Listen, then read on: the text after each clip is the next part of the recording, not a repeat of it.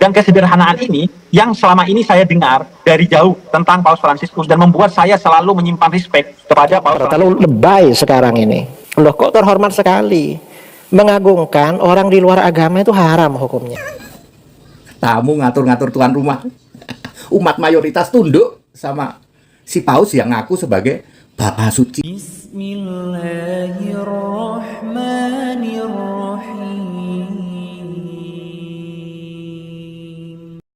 Assalamualaikum warahmatullahi wabarakatuh. Sahabat muslim yang dirahmati Allah subhanahu wa ta'ala.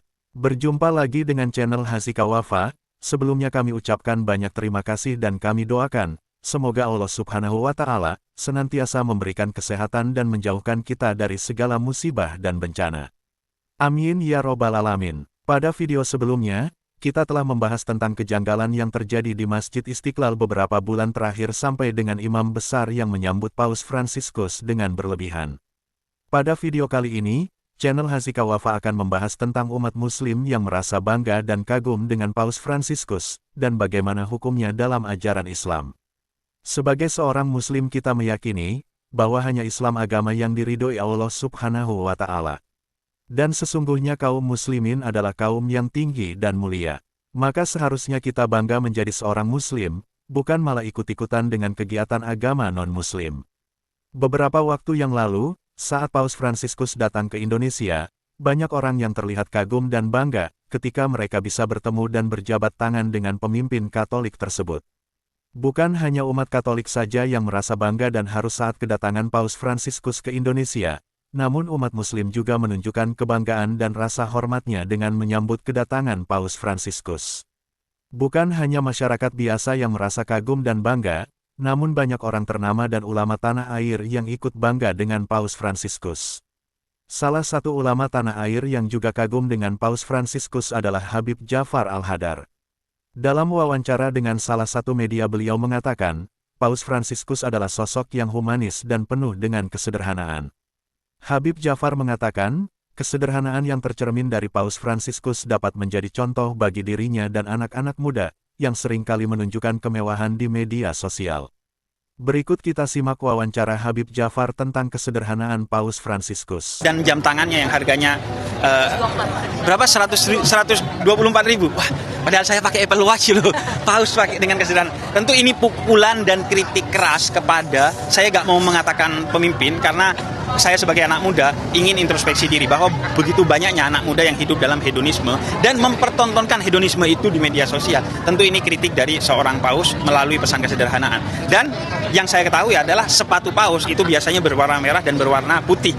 Begitu cerita Kardinal Suharyo kepada saya. Namun Paus Fransiskus memilih sepatu hitam yang sudah kusut, yang sudah banyak lekukan-lekukan yang tidak bisa diluruskan lagi. Itu menunjukkan ini sepatu yang telah lama dipakai oleh beliau. Sahabat muslim yang dirahmati Allah subhanahu wa ta'ala.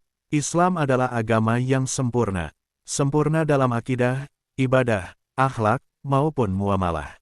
Dalam semua aspek kehidupan, terdapat tuntunan dan bimbingan yang lengkap dalam agama Islam.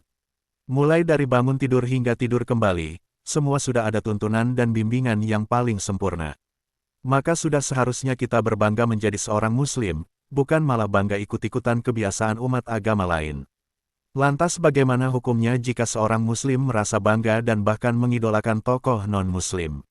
Dan apa hukumnya jika seorang muslim menuntut ilmu di tempat non-muslim? Apakah dibenarkan dalam ajaran Islam? Berikut penjelasan dari Ustadz Khalid Basalamah dan Ustadz Adi Hidayat. Diambil dari channel YouTube Khalid Basalamah Official dan Adi Hidayat Official. Bagaimana jika seorang muslim atau Islam yang mengagumi non-muslim karena kebaikannya? Ya. Baiklah, saya rasa tidak perlu disebut nama orang di sini ya. Kalau seorang muslim kagum melihat perbuatan baik seseorang, itu positif saja, normal. Ada tetangga kita non-muslim baik, santun, sering sapa, kita kagum dengan sifat baiknya, tidak ada masalah. Tapi yang perlu Bapak Ibu harus garis bawahi, kalau perbuatan baik orang non-muslim, bukan karena dia melakukannya, tapi karena agama kita menganggap itu baik.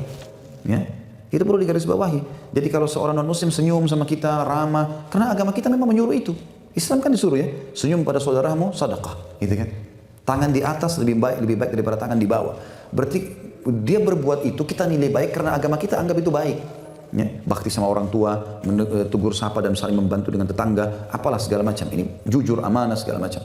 Baik, kalau ada non muslim menganggap perbuatan baik tapi dalam agama kita buruk, misal minum minuman keras, misal kumpul berzina, ya, kumpul kebo misalnya kayak kita bilang di Indonesia, kita anggap itu tidak baik dalam kita, walaupun dia anggap itu baik, itu modern, ini tradisi negara kami segala macam, tapi tetap orang Islam menilainya buruk karena agama kita anggap buruk. Jadi perbuatan baik yang mereka lakukan bukan karena dianya, tapi karena agama kita menilai itu baik. Begitu pula kalau dia buat buruk, kita menilai buruk atau tidaknya itu dari agama kita, kan gitu. Jadi kekaguman kita justru karena Islam bisa diterapkan oleh orang lain, bukan secara dia individu. Itu poin. Ustaz, apa hukumnya berkuliah di kampus milik agama orang lain? Boleh? Yang tidak boleh itu pindah agama ke agama orang lain. Boleh. Dalam perang Badar apa dalilnya? Dalam perang Badar teman-teman sekalian ditangkap beberapa orang, ketika ditawan Nabi meminta dia mengajar. Non-muslim mengajar orang Islam. Maka saat itu ada yang belajar dari orang-orang Yahudi, ada yang belajar bahasa Yunani, ada yang belajar bahasa Persia, ada yang belajar hitungan, yang mengajarkan non-muslim, yang belajar orang Islam. Jadi boleh kita mengambil faidah dari non-muslim dalam hal keduniaan kita, yang tidak boleh mencampur adukan agama dan ikut ibadah orang non-muslim.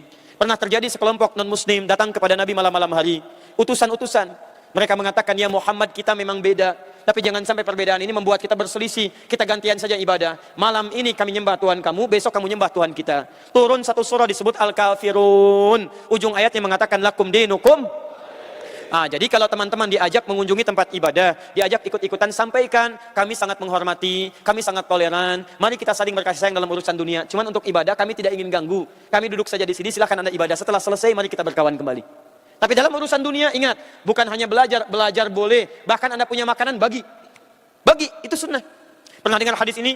Siapa yang masak makanan, baunya sampai pada tetangganya, maka bagikan tetangganya walaupun cuma kuahnya.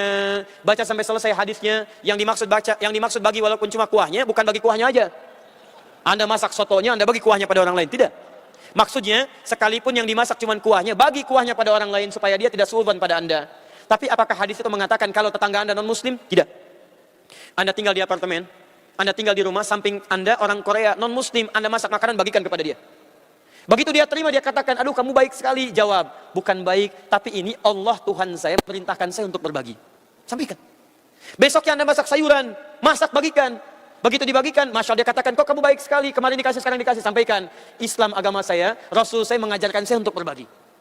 Besoknya Anda belum ngasih, dia ketok rumah. Dia ketok, Pak, Allah belum kasih berbagi hari ini. Masya Allah. Sampaikan, hari ini Allah perintahkan saya untuk berbagi bersama Anda. Datang, masak bareng-bareng, sampaikan nilai keislaman. Islam itu indah. Belajar di tempat non-muslim, boleh. Masak berbagi, boleh. Dalam urusan dunia, boleh. Yang tidak boleh mencampur adukan keyakinan dalam urusan ibadah. Semoga video ini bermanfaat bagi kita semua dan menambah tingkat keimanan kita kepada Allah Subhanahu wa Ta'ala. Wassalamualaikum warahmatullahi wabarakatuh.